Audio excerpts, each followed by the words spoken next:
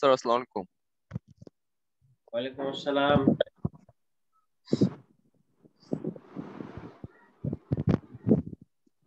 Sir আসসালামু আলাইকুম। ওয়ালাইকুম আসসালাম।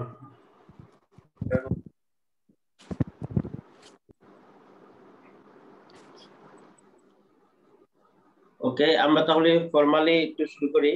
সুপ্রিয় দশম শ্রেণীর শিক্ষার্থীবৃন্দ, আসসালামু আলাইকুম। আশা করি সবাই ভালো আছো। বাংলা প্রথম পত্র অনলাইন ক্লাসে সবাইকে স্বাগত জানাচ্ছি। আশা করছি সবাই ভালো আছো। ইতিমধ্যে আমাদের সাথে যুক্ত হয়েছো আবরার ইশরাক, অর্ণব, চৌধুরী। চৌধুরী পুরো নামটা আসতেছে না তোমার। চৌধুরী, জি রায়া, ইমানি। ইমানি। তুমি কি নতুন ভর্তি হয়েছো নাকি? স্যার আসসালামু আলাইকুম। আরো যুক্ত হয়েছে সুমাইয়া, তাবাসসুম, সিফা, তারপরে শেখ শেখ কায়সার। এটা কে? রুহুল কায়সার।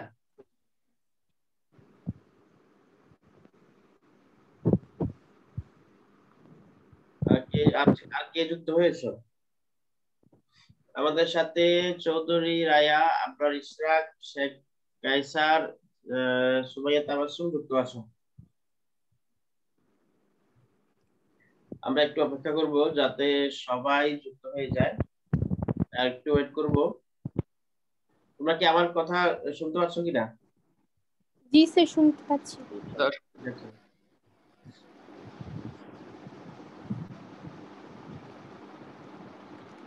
আজকে আমরা যে বিষয় নিয়ে আলোচনা করব, আমি গত ক্লাসে পল্লী সাহিত্য নিয়ে আলোচনা করেছিলাম, তোমাদেরকে কিছু পড়া দিয়েছিলাম। আর যেহেতু তোমাদের কুইজ টেস্ট পরীক্ষা ছিল, সেজন্য তেমন একটা এগুলোই পরে আবার রিভাইজ দিব।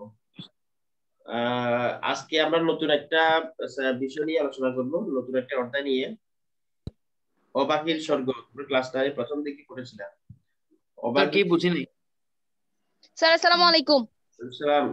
আপনি কেমন আছো? আফরিন, আখি, আলহামদুলিল্লাহ স্যার, ভালো। তারপরে সুমাইয়া, চৌধুরী রায়া, মেদিন, তোমরা বসে আছো। অর্ণব, কি শুনতে পাচ্ছ? জি স্যার। আচ্ছা, ছেলেদের মধ্যে জালাল আকবর, জালাল আকবর শুনতে পাচ্ছ কিনা আমার কথা? জালাল আকবর, কি কথা শোনা যাচ্ছে? শুনতেছি। ঠিক আছে। আমার সালমা যুক্ত হয়েছে, ওদের সাথে উম্মে সালমা যুক্ত আছে, শিমু, মুনা যুক্ত আছে। ওয়ালাইকুম সবাই স্যার। উপস্থিত হয়ে গেছে।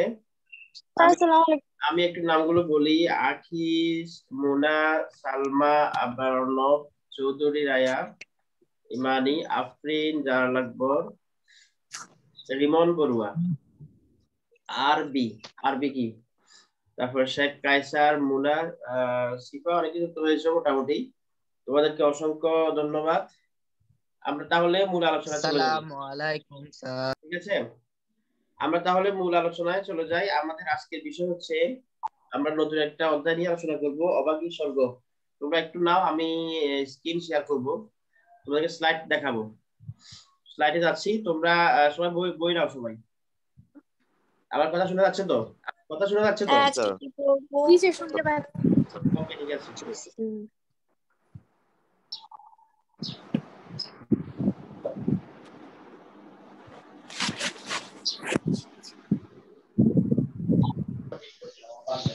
ডিস্টার্ব দিচ্ছে কেন? কথা বলবা না? স্যার এটা কি কবিতা? অবাগীর স্বর্গ তোমরা ক্লাস 9 প্রথম দিক থেকে পড়েছো, কবিতা না। প্রথম দিক থেকে একটু দেখো, তোমাদের পৃষ্ঠা নাম্বার হচ্ছে 40। 40 পৃষ্ঠা দেখো তো সবাই। 35। হ্যাঁ, না তোমাদের নতুন বইতে, আমাদের তো আগে ছিল। আচ্ছা, নিয়ে দেখো, অবাগীর স্বর্গ, শরৎচন্দ্র চট্টোপাধ্যায়। দেনা পাওনার পরের অধ্যায়। তোমাদের যারা সাউন্ড মিউট করে নাই, সাউন্ডটা মিউট করে রাখো, যাতে ওদিক থেকে আওয়াজ না আসে। আশা করি তোমরা এই এই তোমরা ইয়াটি অবাগীর স্বর্গ, শরৎচন্দ্রের একটু তোমরা আগে পড়েছো আশা করি, নাকি? তোমরা কি পড়ছো আগে?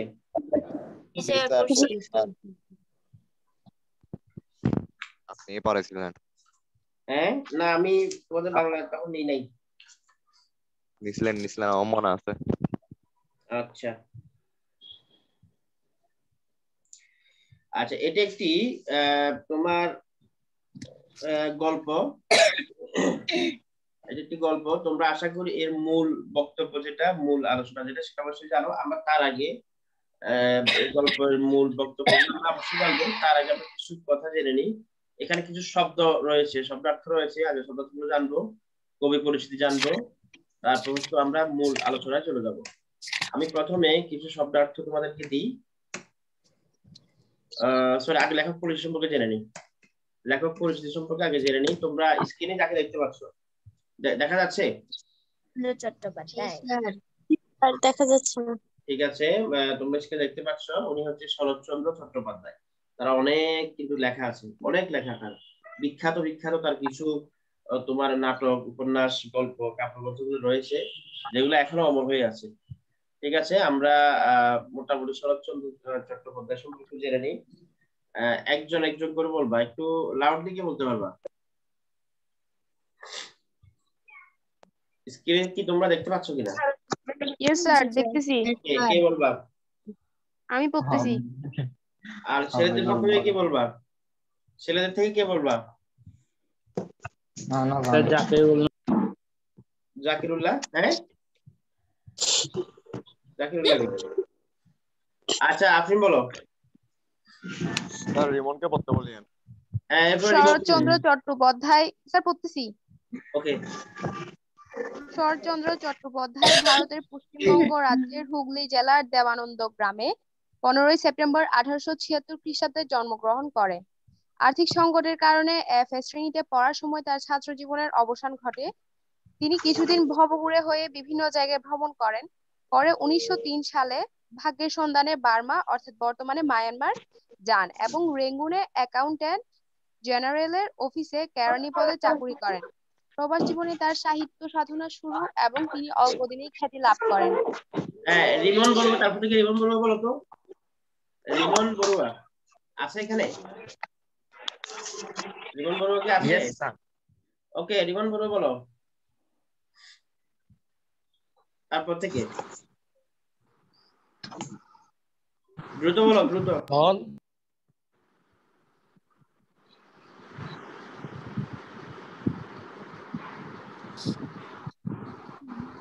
কোথায় সেই রিমন বড়ুয়া, কোথায়? দেরি হয়েছে।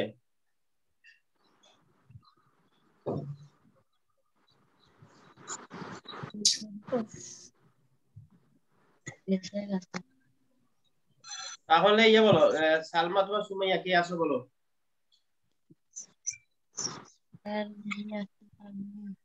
সালমা, সুমাইয়া, মোনা কে আছে? তুমি যে কিনা বলতে পারো। আমি বলি, হ্যাঁ বলো। প্রবাস জীবনে তার সাহিত্য সাধনা শুরু এবং তিনি অল্প দিনেই খ্যাতি লাভ করেন। 1916 সালে তিনি কলকাতায় ফিরে আসেন এবং নিয়মিতভাবে সাহিত্য সাধনা করতে থাকেন। গল্প উপন্যাস রচনার পাশাপাশি তিনি কিছু প্রবন্ধ রচনা করেন। তিনি রাজনৈতিক আন্দোলনও যোগ দিয়েছিলেন, কিন্তু পরে তা ত্যাগ করেন। তিনি 1920 সালে কলকাতা বিশ্ববিদ্যালয়ের জগত্তারিণী পদক এবং 1936 সালে ঢাকা বিশ্ববিদ্যালয় থেকে ডিলিট উপাধি লাভ করেন। শরৎচন্দ্র চট্টোপাধ্যায় বাংলা কথা সাহিত্য দুর্লভ জনপ্রিয়তার অধিকারী। তার উল্লেখযোগ্য গ্রন্থ বড়দিদি, বিরাজ বউ, রামের সুমতি, দেবদাস, বিন্দুর ছেলে, পরিণীতা, পণ্ডিত মশাই, মেঝো দিদি, পল্লী সমাজ, বৈকুণ্ঠের হুইল, শ্রীকান্ত, চরিত্রহীন, দত্তা, ছবি, গৃহদাহ, দেনা পাওনা, পথের দাবি, শেষ প্রশ্ন ইত্যাদি। শরৎচন্দ্র 16 জানুয়ারি 1938 সালে মৃত্যুবরণ করেন। হ্যাঁ, তার এখানে দুটি ইম্পর্টেন্ট বিষয় হচ্ছে তিনি 1920 সালে কলকাতা বিশ্ববিদ্যালয় থেকে জগত্তারিণী পুরস্কার, এটা কিন্তু পরীক্ষা অনেক আসে। জগত্তারিণী একটা পদক, এটা খুব কম কবিরা পেয়েছে, এটা খুব রিয়ার একটা তোমার পদক। তাহলে 1920 সালে উনি কলকাতা জগত্তারিণী এই পদকটা, এই পুরস্কারটা কোথা থেকে দেওয়া হয়? কলকাতা বিশ্ববিদ্যালয় থেকে 1920 সালে। আরেকটা হচ্ছে 1936 সালে ঢাকা বিশ্ববিদ্যালয় থেকে ডিলিট উপাধি পায়। আর ডিলিটটা দেওয়া হয় ঢাকা বিশ্ববিদ্যালয় থেকে, আর জগত্তারিণী পদকটা দেওয়া হয় 1920 সাল থেকে, তোমার কলকাতা বিশ্ববিদ্যালয় থেকে 1920 সালে। এই দুটি কিন্তু খুব বেশি পরীক্ষা আসে। জগত্তারিণী পুরস্কার শুধুমাত্র দুজনে পায় মেবি আমার জানা মতে, একটা হচ্ছে শরৎচন্দ্র আর একটা হচ্ছে জসিমউদ্দিন। মেবি আমি গত এর আগে করলে, হ্যাঁ মেবি আমি একটু শিওর জেনে নিব। এই কয়েকজনই মানে আমার জানা মতো কয়েকজনই এই পদকটা পান। তার দেখো অনেক বিখ্যাত সাহিত্যিক দুর্লভ এবং বিখ্যাত কিছু লেখা আছে, উল্লেখযোগ্য গ্রন্থ, এই যে বড় দিদি, বিরাজ বউ, তারপর দেবদাস, বিন্দুর ছেলে, পরিণীতা, পণ্ডিত মশাই, মেজ দিদি, ছোট দিদি, এগুলো কিন্তু আমার পড়া সবগুলো। এটা বড় দিদি, মেজ দিদি, ছোট দিদি, তারপরে হচ্ছে তোমার শ্রীকান্ত চরিত্রহীন, দত্তা, ছবি, গৃহদাহ। তো অলরেডি তোমরা গৃহদাহ তোমার পড়া নাই, আমরা পড়ছি, এটা আমাদের সময় ছিল গৃহদাহ। তারপরে মানে গৃহদাহ মানে কি বলতো, এটা কিন্তু আমরা বাগধারার মধ্যে এটা থাকে গৃহদাহ। জানি না স্যার। গৃহদাহ গৃহ মানে কি, ঘর, আর ঘর। আর দাহ মানে কি, পোড়ানো। পুরানো। মানে ঘরের মধ্যে যে তোমার যে মানুষের অনেক পার্সোনাল প্রবলেম গুলো থাকে, কোন এক কারণে, মানে মানুষের ঘর ফুটলো, তার কারণে ঘরে মানে প্রবলেম গুলো ক্রিয়েট হলো, এ ধরনের কিছু কথা আসে না এখানে অনেক। এটা খুব মজার একটা কাহিনী ছিল, মানে একটা রোমান্টিক কিছু কাহিনী আছে, এটা আমরা পড়ছিলাম আমাদের সময়, এখন নাই। এরপরে তোমার দেবদাস, দেনা পাওনা, দেনা পাওনা অলরেডি তোমাদের আছে। তারপর পথের দাবি, শেষ প্রশ্ন ইত্যাদি, এগুলো তার অনেক বিখ্যাত তোমার লেখাগুলো। শরৎচন্দ্র 16ই জানুয়ারি 1938 সালে মৃত্যুবরণ করেন। তোমরা সাউন্ড কার ইয়ে করো, এটা মিট করে রাখো। তাহলে উনি মৃত্যুবরণ করেন 16ই জানুয়ারি 1938 সালে। তাহলে মোটামুটি তোমরা ইয়ে সম্পর্কে, আমাদের যে লেখক শরৎচন্দ্র সম্পর্কে অবশ্যই আগে ধারণা ছিল, এখনো আছে। আমি কিছু তোমাদের নতুন শব্দ, কিছু শব্দগুলো সম্পর্কে একটু পরিচয় হয়ে নাও সবাই। এখানে দেখতে পাচ্ছ মুখুর্য শব্দের অর্থ হচ্ছে মুখোপাধ্যায়, যে পদবী। আমরা যে বঙ্কিম, চট্টোপাধ্যায়, মুখোপাধ্যায়, বন্দ্যোপাধ্যায়, এগুলো জানো কিনা? যারা হিন্দু এখানে, হিন্দু এখানে কেউ নাই। এই যে তোমার চ্যাটার্জি, চ্যাটার্জি মানে কি, অমুক চ্যাটার্জি বলি না আমরা, তারপর অমুক ব্যানার্জি। হ্যাঁ, তো চ্যাটার্জির ইয়েটা কি, মূল মানে ইয়েটা কি বলতো, টাইটেলটা, মূল কথা চট্টোপাধ্যায়। আমরা চ্যাটার্জি যেটা বলি সেটা হচ্ছে চট্টোপাধ্যায়। আর তোমার বন্দ্যোপাধ্যায় এনার্জি, ব্যানার্জি। হ্যাঁ, আর এখানে হচ্ছে মুখোপাধ্যায়, আর এটার ইয়ে হচ্ছে মুখুর্য। এখন কথা বুঝছো কিনা? তাহলে মুখুর্য, চ্যাটার্জি আর হচ্ছে ব্যানার্জি। মুখুর্য হচ্ছে তোমার মুখোপাধ্যায়, আর চ্যাটার্জি হচ্ছে চট্টোপাধ্যায়, আর একটা হচ্ছে কি ব্যানার্জি। মমতা কি, মমতা ব্যানার্জি নাম নাকি? মমতা ব্যানার্জি নাম মনে হচ্ছে, তাহলে তোমার বন্দ্যোপাধ্যায়। ঠিক আছে এটা? তো তাহলে এই জিনিসগুলো পদবী, হিন্দুদের এগুলো পদবী, ওটা মনে রাখতে হবে। লোক মুখে উচ্চারণের পার্থক্য ঘটেছে এখানে। আর বর্ষীয়সী শব্দের অর্থ হচ্ছে কি, বর্ষীয়সী শব্দের অতিবৃদ্ধ, অতিবৃদ্ধ, এটা আমরা অশীতি পরায়ণ বলা হয়। 100 বছর স্যার। অশীতি পরায়ণ মানে তোমরা 80-র উপরে, 90, 100, 100 আপ, এগুলো অতিবৃদ্ধ, সকলের মধ্যে বয়সে বড়। এটা স্ত্রীবাচক শব্দ হিসাবে ব্যবহৃত হয়, স্ত্রীবাচক শব্দ হিসাবে। সঙ্গতিপূর্ণ, সঙ্গতিপন্ন, অর্থ সম্পদের অধিকারী। সঙ্গতিপন্ন হচ্ছে তোমার অর্থ সম্পদের অধিকারী। অন্ত্যেষ্টি ক্রিয়া শব্দের অর্থ হচ্ছে মৃত ব্যক্তির সৎকার, এটা হিন্দুদের ক্ষেত্রে ব্যবহার করা হয়। অন্ত্যেষ্টি ক্রিয়া হিন্দু মৃত বা ব্যক্তির খ্রিস্টান, সংস্কার মানে স্যার সৎকার। হ্যাঁ, মৃত ব্যক্তির মানে আমরা যে দাহ করা হয়, পোড়ানো হয়, সেটাকে বলা হয় আর কি অন্ত্যেষ্টি ক্রিয়া। এটা খ্রিস্টানদেরকে বলা হয়, খ্রিস্টানদের তোমার মৃত ব্যক্তিকে বিয়ে করার সময় এই জিনিসটা বলা হয় অন্ত্যেষ্টি ক্রিয়া। এটা হিন্দুদের ক্ষেত্রে বা অন্য ধর্মাবলম্বীর ক্ষেত্রে ইউজ করা হয়। মৃতের জন্য অন্তিম বা শেষ অনুষ্ঠান, যেটা মানে হিন্দুদের ক্ষেত্রে মৃত্যুর সময় একটা অনুষ্ঠান করে মোটামুটি, পোড়ার জন্য একটা মানে একটা অনেক কিছু তোমার ইয়ার ব্যবহার হয়, একটা অনুষ্ঠানের ব্যবহার হয়, এ হয় থাকে, মানে একটা সিস্টেম থাকে, ওই সিস্টেমটা মেনটেন করার জন্য যে অনুষ্ঠানটা, এটা হচ্ছে অন্ত্যেষ্টিক্রিয়া। আর এখানে স্বর্গ হচ্ছে স্বর্গ, লোকমুখের উচ্চারণ পার্থক্য যেটা। অন্তরিক্ষ হচ্ছে আকাশ, গগন। এরপর বলতো আপনার বলো, অর্ণব, আপনার ইচ্ছা অর্ণব বলো, তোমরা কি তোমরা আবার এখানে চ্যাটিং করার এটা আমি অফ করে দিছি, চ্যাটিং করা যায় কিনা তোমাদের মধ্যে? কি তোমরা মেসেজ আদান প্রদান করো কিনা? এটা আমার কিন্তু কানে আসছে, কিন্তু তোমরা আমাকে ইনফর্ম করবা। অনেকেই ক্লাসের মধ্যে তোমরা ভিতরে চ্যাটিং করো। তোমরা কি আমার কথা শুনতেছো? জি স্যার, শুনতেছি। ঠিক আছে, ওকে, এরপর বলো, এরপর থেকে বলো। আপনার অন্য কোথায়? জি স্যার। বলো এরপরে এখানে কি দেখা যাচ্ছে বলো।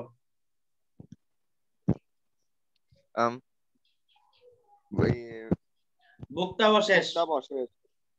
ভোজন বা খাওয়ার পরে পাতে যা পড়ে থাকে। আচ্ছা এটা মানে কি বুঝছো? এটা মানে কি বুঝছো বলো তো? বিফ, যেটা মানে কে গলায় ঝুলায় রাখে। কে বুঝছো বলো তো? কে কে কে বলতে পারবা? ফ্রন্ট টাইপের কিছু একটা। এটা হচ্ছে স্যার কোনটা? মানে তুমি প্রথম ভুক্তাবশেষ তোমার খাওয়ার পরে যদি অবশিষ্ট উচ্ছিষ্ট কিছু থাকে, উচ্ছিষ্ট যে জিনিসগুলো থাকে ওগুলাকে বলা হয় তোমার ভুক্তাবশেষ। ভোজন বা খাওয়ার পরে পাতে যা থাকে তা। প্রসন্ন হচ্ছে সন্তুষ্ট, খুশি, মানে উৎফুল্ল। প্রসন্ন জি মুখ হচ্ছে স্যার। খুশি করা মুখ, ঠিক আছে। আর ক্রোধ হচ্ছে কোন, তেনার মানে এখানে তার। শশ ব্যস্ত হচ্ছে খরগোশ বা শশকের মতো ব্যস্ত, এটা খরগোশকে বোঝানো হচ্ছে শশ ব্যস্ত। দুলে হচ্ছে পালকি বহনকারী হিন্দু সম্প্রদায় বিশেষ। এই গল্পে সব থেকে নিচু জাত। আমরা এখানে যে কাঙ্গালিকে বলা হচ্ছে, কাঙ্গালি কোন সম্প্রদায় বিশেষ বলতো? কোন সম্প্রদায়ের কাঙ্গালি? কাঙ্গালি হিন্দু কোন সম্প্রদায়। সম্প্রদায়ের ছেলে? হিন্দু। হিন্দুর বলছি, হিন্দু তো অবশ্যই। হিন্দুর মধ্যে কোন সম্প্রদায় সব থেকে নিচু শ্রেণী যেটা, আর নিচু শ্রেণীর সম্প্রদায় হচ্ছে দুলে। নিচু শ্রেণীর সম্প্রদায়ের, এখানে নিচু শ্রেণীর দুলে হচ্ছে হিন্দুদের মধ্যে সব থেকে নিচু সম্প্রদায়ের লোক, সব থেকে নিচু মানের। দাস, দুলে এগুলো হচ্ছে সব থেকে নিচু। তোমরা কি আমার কথা শুনতেছো? জি স্যার। আসো তোমরা এখানে প্রায় কয়জন? একটু দেখি আমি, প্রায় 12 জন। 11 জন। আমি 12 জন, হ্যাঁ। কিন্তু তোমাদের কথাগুলো রিমন বলো, তুমি শুনতে পাচ্ছ কি? রিমন বলো আমি ইয়ে করে দিব, ডিরেক্ট রিমুভ করে দিচ্ছি। স্যার আছি আমি স্যার। তোমাকে আমি পড়াশোনা কোথায় ছিলা, ডাকছিলাম কোথায় ছিলা, পড়তে দিয়েছিলাম তখন কোথায় ছিলা? তোমাকে আমি রিমুভ স্যার করে একটু দিচ্ছি। Network problem. আচ্ছা এখন নেটওয়ার্ক আরেকটু প্রবলেম থাকবে, আমি তোমাকে রিমুভ করে দিই। একদম সুন্দর করে নেটওয়ার্ক প্রবলেম থাকবে, তোমাকে ক্লাস করতে হবে না আর। তারপরে হচ্ছে মোনা আছো। আচ্ছা আমি একটু নামগুলো বলি, আফরিন, সালমা, আবরার, অর্ণব, মোনা, তারপর হচ্ছে কি জালাল, জালাল আকবর। মিরাজ কি উপস্থিত আছো? মিরাজুল ইসলাম, মিরাজুল জি ইসলাম স্যার আছি। কথা বলছো না কেন? এরপরে সালমা তো বললাম, শিফা, তারপরে আখি, চৌধুরী, রায়া। জালাল আকবর কি শুনতে পাচ্ছ আমাকে? জালাল আকবর, ঠিক আছে তোমরা যারা বসে আছো ওকে। হ্যাঁ এরপরে হচ্ছে তাহলে দুলে হচ্ছে কি বললাম, হিন্দু সম্প্রদায়ের মধ্যে ছোট জাত বিশেষ, নিচু জাতের বিশেষকে তোমার দুলে বলা হয়, এটাকে জাত। স্যার তাহলে আমি ক্লাস থেকে বের হয়ে যাচ্ছি। এরপরে তোমার দুলে হচ্ছে তোমার এখানে যদি বলা হয়, প্রশ্ন যদি আসে যে তোমার কাঙ্গালি, কাঙ্গালি কোন সম্প্রদায়ের, তাহলে বলবা কাঙ্গালি হচ্ছে দুলে সম্প্রদায়ের নিচু শ্রেণী, ঠিক আছে। আচ্ছা ইন্দ্রজাল শব্দ হচ্ছে জাদুবিদ্যা। এখানে গল্পের মাধ্যমে মুগ্ধ বা মোহিত করে রাখার ক্ষমতাকে বোঝানো হচ্ছে, মানে মানুষকে অ্যাট্রাকটিভ করা। রোমাঞ্চ হতে অর্থ হচ্ছে শিহরণ, অনুভূতি আধিক্যে গায়ের শিহরণ, ভগ্ন কণ্ঠ, বিকৃত স্বর, ভাঙ্গা স্বর। এখানে অতি আবেগে বাঙালি কাঙ্গালির ভাঙ্গা বা বিকৃত স্বরে কথা বলা বোঝানো হচ্ছে। আচ্ছা তারপরে হচ্ছে এরপর বলো, এরপরে মেয়েদের পক্ষ থেকে একজন বলো, সুমাইয়া, সালমা, তারপর মোনা, কি বলবো বলো?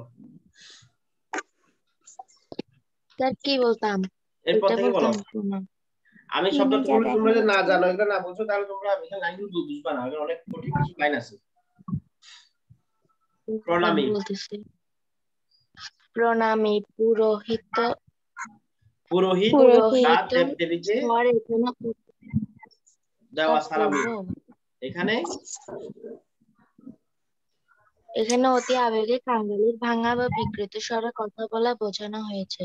না, প্রণামী তুমি কি বলতেছো? তুমি এখানে কবিরাজকে দেওয়া চিকিৎসা, তুমি কোথা থেকে বলতেছো চিকিৎসা? হ্যাঁ আচ্ছা ঠিক আছে স্যার। প্রণামী, পুরোহিত বা দেবদেবীকে দেওয়া সালামে এখানে কবিরাজকে চিকিৎসা ফি হিসেবে দেওয়া টাকা বোঝানো হয়েছে। তারপর আছে। মুষ্টিযোগ্য টোটকা চিকিৎসা, গেটে কড়ি কাঁটাযুক্ত শামুক জাতীয় প্রাণী, নিস্তব্ধ নিশ্চল নিঃশ্বাস নির্বাক, হরিধ্বনি হরিনামের ধ্বনি, হিন্দু ধর্মাবলম্বীরা মৃতদেহে দেহ বহন করার সময় সমবেত কণ্ঠে দেবতা হরির নাম উচ্চস্বরে বলে থাকে তাকে হরিধ্বনি বলে। সংস্কার বিশ্বাস যোগ আজন্ম লালিত ধারণা। অসন খাদ্যদ্রব্য আহারের বস্তু। সন্ধ্যাবেলায় হিন্দু সান্দানিক তো সম্প্রদায় সন্ধ্যাবেলায় তোমার হিন্দুরা যে তোমার ইয়াগুলো করে, ওই যে পূজাগুলো করে, নিত্যকরণীয় যে পূজা, ওগুলাকে বলা হয় সান্দানিক। আচ্ছা, এখন আমরা জানবো হচ্ছে মূল তোমার পাঠ পরিচিতি।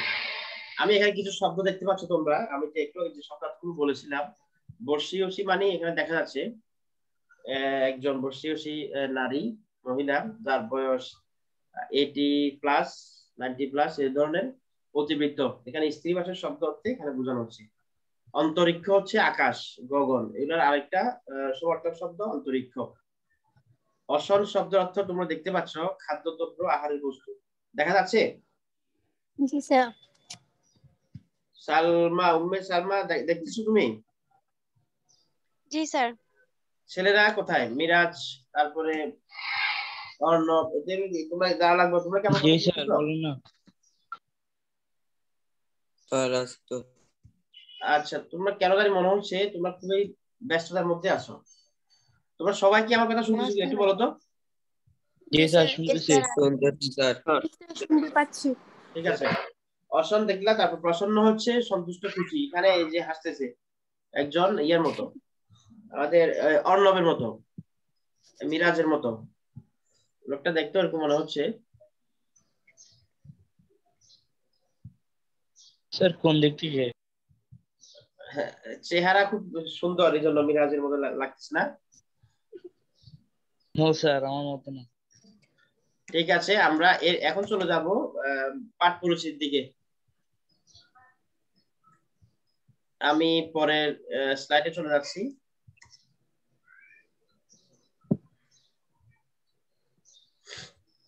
এখন আমরা একটু এক নজরে পাঠ পরিচিতি জেনে নিব।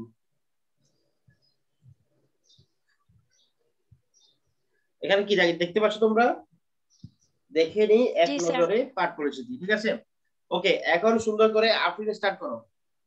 আফরিন না, আপনি একটু পরে করো, এই যে করো। মিরাজ একটু বলো তো। মিরাজ কি শুনতে পাচ্ছ আমাকে? জি স্যার শুনতে পাচ্ছি। ওকে, একটু জোরে করে বলো, আওয়াজ করে বলো। পাঠ পরিচিতি এটা কি বলো? গরিব দুঃখী নিচু শ্রেণীর ছেলে অন্যরা শুনতে কাঙ্গালি, পাচ্ছ? তার সবাই মা সবাই শুনতে অভাগী, পাচ্ছ? প্রতিবেশী উঁচু উঁচু জাতের মুখ্য যে বাড়ির গৃহকর্তীর মৃত্যুর পর সৎকারের দৃশ্য দেখে অভাগীর ভেতরকার ভাবানুভূতি প্রকাশের মাধ্যমে শুরু হয় এই গল্প। মৃত্যুর শোভাযাত্রা আড়ম্বরতা ও সৎকারের ব্যাপকতা দেখে অভাগীও নিজের মৃত্যু মুহূর্তে স্বপ্ন দেখে। চন্দন সিঁদুর আলতা মালা ঘৃত মধু ধূপ ধুনা অগ্নিদোয়া মুখেজ্জ বাড়ির গিন্নি স্বর্গে গমন করেছেন। দুঃখিনী অভাগী ভাবে তার মৃত্যুর সময় স্বামীর পায়ে ধুলি নিয়ে মৃত্যু শেষে শেষে পুত্র মুখাগ্নি মুখাগ্নি করলে করলে সেও স্বর্গে যাবে। আমি একটু বুঝাই দিই। গরিব দুঃখী নিচু শ্রেণীর ছেলে কাঙ্গাল। কাঙ্গালির মানে পরিচয় হচ্ছে একই পাশে গরিব এবং সেই নিতান্তই দুঃখী, খুব গরিব ঘরের যেহেতু ছেলে, নিচু শ্রেণী। কারণ নিচু শ্রেণী বলতে সে কোন সম্প্রদায়ের ছেলে, কোন শ্রেণীর, তোমার কোন সম্প্রদায়? আমি একটু আগে বলেছিলাম কোন সম্প্রদায়ের ছেলে? দুলে সম্প্রদায়ের ছেলে। কোন সম্প্রদায়ের ছেলে? দুলে। তোমরা কি আমাকে শুনতে পাচ্ছ কিনা? জি স্যার। জি স্যার শুনতে পাচ্ছি। আচ্ছা, তোমরা সবাই একটা কাজ করো, সবাই ক্যামেরা অন করো। আর মনে হচ্ছে তোমরা কোনো কাজে ব্যস্ত আছো, আমার মনে হচ্ছে তোমরা নিজেরা নিজেরা মেসেজ করতেছো, আমার যতটুকু ধারণা। স্যার আছি তো ক্লাসে। সালমা তুমি কি আছো? জি স্যার, আমি তো কথা বলছি।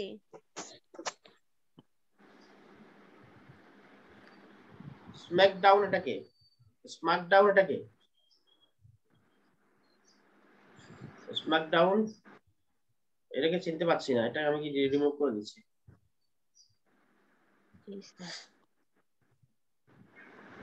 ওকে, তাহলে আমি একটু তোমাদেরকে এটা বিস্তারিত বলে দিই। গরিব যেহেতু দুলে, তাহলে দুলে সম্প্রদায়ের ছেলে হচ্ছে কাঙালি। কাঙালি কোন সম্প্রদায়ের ছেলে? দুলে সম্প্রদায়ের ছেলে। তার মা হচ্ছে নাম অবাগী। এখানে অবাগী কেন হয়েছে সেটারও একটা ইতিহাস আছে। এই যে কাঙালির যে মায়ের নাম হচ্ছে অবাগী, এই অবাগী কিন্তু একটা বিশেষণ, কিন্তু এখানে নাম হিসেবে ব্যবহার করা হয়েছে। নাম হিসেবে কেন ব্যবহার করা হয়েছে সেটা একটা ইতিহাস। আমরা যখন আগামী ক্লাসে তোমার রিডিং পড়বো, সরাসরি পড়বো, তখন আমি প্রত্যেকটা লাইন বাই লাইন ওই সময় বলে দিব। প্রতিবেশী উঁচু জাতের মুখুজ্জ বাড়ির গৃহকর্ত্রীর মৃত্যুর পর সৎকারের দৃশ্য দেখে অবাগীর ভেতরকার ভাবানুভূতি প্রকাশের মাধ্যম শুরু হয় এই গল্প। আচ্ছা, এখানে তার প্রতিবেশী যে উঁচু শ্রেণীর যে মুখুজ্জ ছিল, মুখোপাধ্যায়ের যে গৃহকর্ত্রী, তার ওয়াইফ যে মারা গেছিল, উনি বয়স ছিল, বয়স হয়ে মারা গেছে। তার সৎকার বা তার যে অন্ত্যেষ্টিক্রিয়া, মৃত্যুর যে সিস্টেম গুলো বিশাল আকারে, যেহেতু তারা বড় লোক ছিল বা তোমার বংশীয় মানুষ ছিল, এই জন্য তাদের মৃত্যুর ইয়েটা তোমার অনুষ্ঠানটা অনেক জাঁকজমক ছিল। এখানে কি বিয়ের অনুষ্ঠান হচ্ছে না মৃত্যুর অনুষ্ঠান সেটা মানুষ বুঝতে পারতেছে না। আচ্ছা, তো সেখানে অবাগীর যে এই দৃশ্যগুলো দেখে অবাগীর মনের যে অনুভূতিগুলো, তার মনে যে কষ্টগুলো, তার মনে যে তোমার লুকায়িত যে স্বপ্নগুলো ছিল, সেই বিষয়গুলো এখানে এই গল্পে তুলে ধরেছেন কবি, লেখক। মৃতের শবযাত্রার আড়ম্বরতা ও সৎকারের ব্যাপকতা দেখে অবাগীও নিজের মৃত্যুর মুহূর্তে স্বপ্ন দেখে। মানে এখানে মুখুজ্জের ওই বাড়ির যে মুখুজ্জের স্ত্রী, বয়স 80, মানে 80 বছর বেশি, উনি যে মারা গেলেন, তার যে সৎকারের তার তাকে যে ফুরাবে, সেই ফুরার যে অনুষ্ঠান, সেই অনুষ্ঠানে বিশাল আকার একটা হচ্ছে, এটা আড়ম্বর মানে জাঁকজমক ভাবে হচ্ছে। এটি দেখে সেও মনে মনে একটা স্বপ্ন জাগে। কার স্বপ্ন জাগে? অবাগী, কাঙালির মায়ের। কি স্বপ্ন দেখে? চন্দন, সিঁদুর, আলতা, মালা, ঘৃত, মধু, ধূপ, ধুনা, এই যে এই হিন্দুরা মৃত্যুর সময় এই জিনিসগুলো তার মানে গায়ে মাখি। ওই যে তার যে লাশটা থাকে, সেই লাশটার তোমার গায়ে চন্দন, সিঁদুর, আলতা, মালা, ঘৃত, ধূপ, মধু, ধুনা, আরো অনেক কিছু তারা ইউজ করে। এই জিনিসগুলো ইউজ করে। এটা কিন্তু সবাই করতে পারে না। এরা বয়স যারা তোমার খানদানি বংশ, এরকম মুখুজ্জ, হ্যাঁ, তারপরে বড় বড় যারা এরকম তোমার উঁচু জাতের যারা ছিল, তারা কিন্তু এই ধরনের তাদের সৎকার গুলা, তাদের মৃতের যে অনুষ্ঠানটা এরকম হয়। এটা কিন্তু সবার ক্ষেত্রে হয় না। যেমন ধরো কাঙ্গালির মা, এই যে অবাগী সে, তার ক্ষেত্রে কিন্তু এগুলো হবে না। কেন হবে না? তাদের ওই ধরনের কোনো মানে সিচুয়েশন নাই, তাদের সেই অবস্থানটা নাই যে তাদের মতো করে এরকম চন্দন, ঘি, ধূপ, ধুনা এগুলো দিয়ে সে কি করবে, তোমার সৎকার কাজ, অন্ত্যেষ্টিক্রিয়া সম্পূর্ণ করবে। তো তার একটা স্বপ্ন ছিল, আমার যদি এরকম হতো, আমিও আমার মৃত্যুটা যদি এরকম হতো, মৃত্যুর সময় এরকম চন্দন, সিঁদুর দিয়ে আমাকে যদি মুখাগ্নি করা হতো। তো অগ্নির ধোঁয়ায় মুখুজ্জ বাড়ির গিন্নি সঙ্গে গমন করে। ওরা মনে করে এইসব জিনিস দিয়ে আগুনে পোড়ানোর পর যে ধোঁয়াগুলো উঠতেছে, সেই ধোঁয়া যখন উপরে উঠতেছে, মানে ধোঁয়াগুলো, তখন অবাগী কাঙালির মা মনে করতেছে যে সে তোমার যে মুখুজ্জ মারা গেল, মহিলা মারা গেল, সেই মহিলা এরকম ধোঁয়ার সাথে উড়ে উড়ে উড়ে উড়ে কোথায় আছে? স্বর্গে যাচ্ছে। তার একটা কাল্পনিক চিন্তা। দক্ষিণী অবাগীও ভাবে তার মৃত্যুর সময় স্বামীর পায়ের ধুলি দিয়ে মৃত্যু শেষে পুত্র মুখাগ্নি করলে সেও স্বর্গে যাবে। এই লাইনটা কে বুঝছো বলতো? এই লাইনটা কে বুঝছো? দক্ষিণী অবাগীও ভাবে যে তার মৃত্যুর সময় স্বামীর পায়ের ধুলি নিয়ে মৃত্যু শেষে পুত্র মুখাগ্নি করলে সেও স্বর্গে যাবে। এই লাইনটা মানে কি বলতো?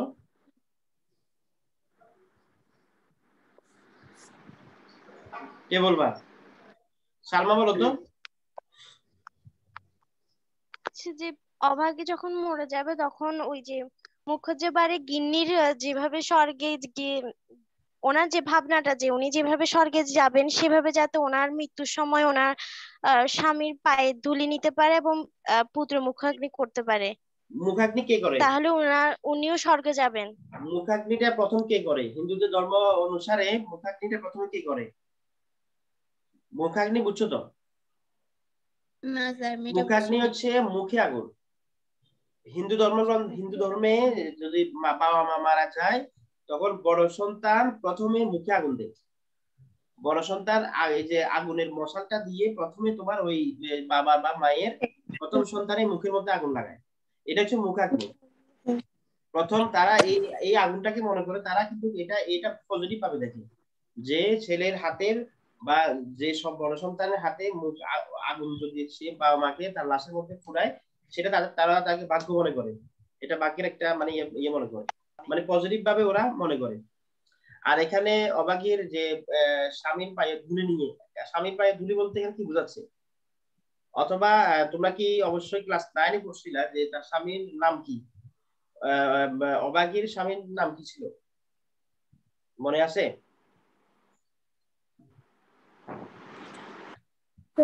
অবাগীর স্বামীর নাম হচ্ছে রসিক বাঘ। রসিক বাঘ ছিল, কিন্তু সে অবাগীকে রেখে কিন্তু চলে যায়। অবাগীকে রেখে চলে যাওয়ার কারণে সে শুধুমাত্র তার কাঙ্গালিকে নিয়ে কিন্তু তার বসবাস, তার যে চিন্তা ভাবনা, তার সবকিছু তার ছেলে, একমাত্র ছেলে কাঙ্গালিকে নিয়ে কিন্তু, ঠিক আছে। রসিক বাঘ কিন্তু তাদেরকে রেখে চলে যায়, কিন্তু অবাগী চাচ্ছে যে, কাঙ্গালির মা চাচ্ছে যে সে যখন মৃত্যু সজ্জায় চলে যাবে, মৃত্যুবরণ করবে, তার আগে যেন সেই রসিক বাঘের পায়ের ধুলে নিয়ে মৃত্যুবরণ করতে চায়। এবং এই মুখর্জরা যেরকম এই যে উঁচু শ্রেণীর যে মুখর্জ মারা যায়, তার ছেলেরা যেরকম মুখাগ্নি করে এরকম সেও যেন তার কাঙ্গালির হাত থেকে মুখাগ্নিটা পায়। মুখাগ্নি পাওয়ার মাধ্যমে সে স্বর্গে যাবে। হ্যাঁ বলো। এখানে যে বলছে স্বামীর পায়ের ধুলি নিয়ে, এখানে মানে ওনাকে কি সালাম করে? হ্যাঁ সালাম করে, দূরে এখানে সালাম করে, হ্যাঁ, তার থেকে আশীর্বাদ নিয়ে, এটা আর কি বুঝছো? আচ্ছা, মৃত্যুর সময় কাঙ্গালি তার বাবাকে হাজির করতে পারেনি কাঠের অভাবে মায়ের সৎকার করতে। এটা কিন্তু লাস্টে খুব ট্র্যাজেডির বিষয় হচ্ছে, কাঙ্গালি অবাগী যখন মারা যায়, লাস্টে কিন্তু তাকে কিন্তু সৎকার করতে পারে নাই অভাবের কারণে। যে কাঠ জোগাড় করবে, মানে কাঠ দিয়ে তাকে দিয়ে পোড়াবে, সেই কাঠ তারা কিন্তু ম্যানেজ করতে পারে নাই। পরে এক পর্যায়ে তাকে মানে পানিতে ভাসাইতে হয়েছে অভাবে মায়ের সৎকার করতে। এই গল্পে সামন্তবাদের নির্মম রূপ, এই যে মানুষের যে ভেদাভেদ, উঁচু শ্রেণী ধনী গরিবের যে ভেদাভেদটা, এখানে সামন্তবাদ এই জিনিসটা এখানে তুলে ধরছেন নির্মম রূপ। এবং নিচু শ্রেণীর হতদরিদ্র মানুষের দুঃখ কষ্ট যন্ত্রণার শরৎচন্দ্র অত্যন্ত দরদি ভাষায় উপস্থাপন করেছে। লাস্টের কথা তোমরা বুঝতে পারছো? লাস্টের যে কথাগুলো তোমরা কি বুঝছো এগুলা? মানে এখানে লাস্টের কথাটা বুঝাচ্ছে কি জানো? এই যে উঁচু নিচু মানুষের যে শ্রেণী ভেদাভেদ, এই যে যারা একটু ধনী মানুষ, এই যে মুখরজরা উঁচু শ্রেণীর মানুষ, তাদের মৃত্যুর যে অনুষ্ঠানটা কত বিশাল জাঁকজমক ভাবে, মানে বিয়ের অনুষ্ঠানের মতো হচ্ছে। আর পক্ষান্তরে একই মানুষ, একই মানে তোমার জাতের মানুষ, একই তোমার হিন্দু সম্প্রদায়ের মানুষ, কিন্তু ওরা জাতে নিচু শ্রেণীর মানুষ হওয়ার কারণে, দরিদ্র হওয়ার কারণে তারা কিন্তু এই যে ঝাঁকজমক ভাবে মৃত পোড়ানোর তো দূরের কথা, কাঠ পর্যন্ত ওরা জোগাড় করতে পারে না। এক পর্যায়ে ওই লাশ কি করছে, মানে মরা দেহ পানিতে ভাসাই দিতে হয়েছে। মানে তাহলে চিন্তা করে দেখো, উচ্চ এবং নিচু শ্রেণীর মানুষের যে কর্মের যে ভেদাভেদ, তাদের যে চাহিদার ভেদাভেদ, তারপর হচ্ছে তোমার উঁচু নিচু শ্রেণীর মানুষের মধ্যে কত পার্থক্য দেখা যায়। হ্যাঁ, তো এই জিনিসগুলো এখানে উনি তুলে ধরেছেন। আশা করি তোমরা বুঝতে পেরেছো। জি স্যার, বুঝছি। আচ্ছা, এখানে কিছু প্রশ্ন আছে, এক কথা আমার সঙ্গে শেষ পর্যায়ে মেবি 5 মিনিট আছে, তোমরা এগুলো একটু দ্রুত বলো তো। এখানে এই প্রশ্নগুলো একটু বলো। স্যার দেখতে পাচ্ছি না। আচ্ছা, লাল লেখা বলো, সেজন্য আমি একটু বলি। সুকুমার সেন সম্পাদিত সাহিত্য সমগ্র গ্রন্থের প্রথম খণ্ড থেকে অবাগীর স্বর্গ নামক গল্পটি সংকলন করা হয়েছে। এগুলো কিন্তু খুব ইম্পর্টেন্ট কিছু নোট। আচ্ছা, এখানে গরিব দুঃখী নিচু শ্রেণীর ছেলে হচ্ছে কাঙ্গালি। কাঙ্গালি যদি পরিচয় তোমরা জানতে বলে, তাহলে গরিব নিচু শ্রেণী এবং দুঃখী একজন ছেলে, তার নাম হচ্ছে কাঙ্গালি।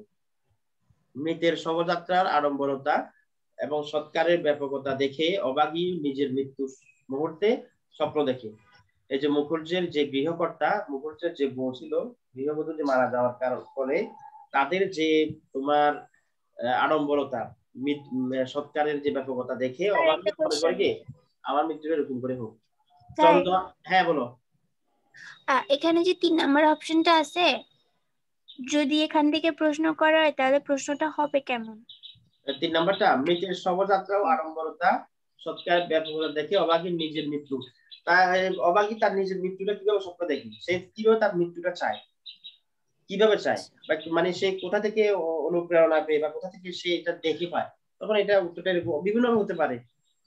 তারপর চন্দন, সিঁদুর, আলতা, মালা, ঘৃত, মধু, ধূপ, ধুনা, অগ্নির ধোঁয়া, মুখুজ্জে বাড়ি গিন্নি সঙ্গে গমন করেছে। আচ্ছা, এই গল্পে সামন্তবাদের নির্মম রূপ এবং নিঃস্ব শ্রেণীর হতদরিদ্র মানুষের দুঃখ কষ্ট যন্ত্রণা শরৎচন্দ্র অত্যন্ত দরদী ভাষায় উপস্থাপন করেছেন। আচ্ছা, এখানে অনেকগুলো জ্ঞানমূলক আছে। কাঙালিদের ঘরের আঙ্গিনে কি গাছ ছিল, তারপরে তোমার জমিদারের দারোয়ান কাকে চট মেরেছিল, এটা আমরা এগুলো জানবো আমরা আগামী ক্লাসে যখন রিডিং করবো। আগামী ক্লাসে আমরা যখন রিডিং গুলো পড়বো তখন আমরা এই বিষয়গুলো সম্পর্কে জানবো। আশা করি তোমরা। হ্যাঁ বলো। স্যার আমাদের রেজাল্ট তো মাত্র পরীক্ষা হলো, কালকে শেষ করলাম, একটু অপেক্ষা করতে হবে আর কি। পরীক্ষা শেষ হয় নাই তো আমাদের। কয়টা আছে? আর 2টা আছে। অনেক ক্লাসের শেষ। তোমাদের কয়টা আছে? 2টা স্যার 2টা। আচ্ছা, 2টা হলে তাহলে তোমরা পরীক্ষা শেষ করার আগে শেষ করার আগে কেন তোমাদের রেজাল্ট দেওয়া হবে। তার হোমওয়ার্ক কি? হ্যাঁ, হোমওয়ার্ক কি? আমি আবার ইয়ে থেকে তোমরা এগুলো দাও, আমাদেরকে একটা নির্দিষ্ট সময় দিবে, ওই দিনে তোমাদেরকে রেজাল্ট গুলা ইয়ে করে দেওয়া হবে, মানে আনুষ্ঠানিক ভাবে তোমাদেরকে জানিয়ে রেজাল্ট দেওয়া হবে। আমাদের সাথে এখন কে কি যুক্ত আছো একটু বলো তো। স্কুলে স্কুলে বলতে হোয়াটসঅ্যাপে, মানে তোমাদেরকে ইয়ে দেওয়া হবে, রেজাল্টের যে ডকুমেন্টস সহ তোমাদেরকে দেওয়া হবে, কোন বিষয় কোন সাবজেক্টে কত পাইছো, ওই যে আগের মতো আর কি। কথা বুঝো নাই তোমাদের? এটা গ্রামে বুঝছি। আমাদের সাথে আফরিন তাফরিনা কই, আমি চলে গেছে। মুনা আছে, সিফা, সুমিতা মাসুম, সালমা আছো, আকি আছো, চৌধুরী রায়া, মিরাজ কি আছো? জি স্যার আছি তো।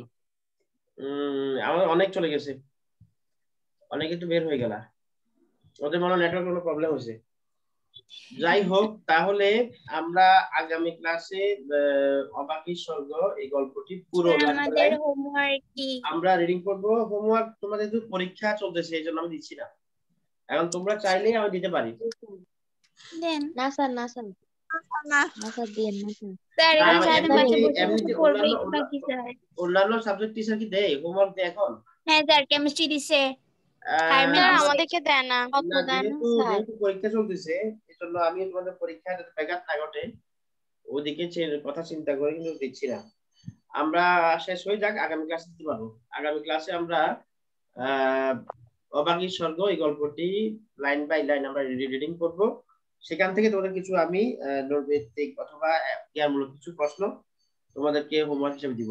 আশা করি তোমরা বুঝতে পেরেছো। তবে তোমাদের কাজ থাকবে, তোমাদের তারপর একটু কাজ থাকবে, তোমরা এই ফাঁকে যে লেখক পরিচিতি, শব্দার্থগুলো এবং পাঠ পরিচিতি একটু ভালো করে তোমরা এগুলো দেখবে। আমি আগামী ক্লাস করে সিডব্লিউ করাবো, লেখক পরিচিতি থেকে এবং শব্দার্থ থেকে আমি সিডব্লিউ করাবো। আমি যেগুলো এই যে আজকে বলছি, যে তোমার এই যে কাঙালিকে, এই যে মুখুর্জের পদবী, এটা ব্যাখ্যা করো কেমন। এই যে তোমার এই যে শরৎচন্দ্রের যে গল্প কাব্যগ্রন্থ উপন্যাসগুলোর নাম, তার জন্ম মৃত্যু, জগত্তারিণী পুরস্কার, ডিরেক্ট উপাধি, এই জিনিসগুলো সম্পর্কে আমি একটু তোমাদেরকে সিডব্লিউ করাবো। তো তোমরা এগুলো একটু পড়ে নাও, আশা করি আমার কথাগুলো বুঝতে পেরেছো। আমার সময় শেষ, তো সবাইকে অসংখ্য ধন্যবাদ। তোমরা যারা আজকে ক্লাস করছো সবাইকে ধন্যবাদ জানিয়ে আজকের মতো অনলাইন ক্লাস আমি এখানে শেষ করছি। সবাই ভালো থাকবে, আসসালামু আলাইকুম। সুস্থ থাকবে। ওয়ালাইকুম আসসালামু আলাইকুম। ওয়ালাইকুম আসসালাম।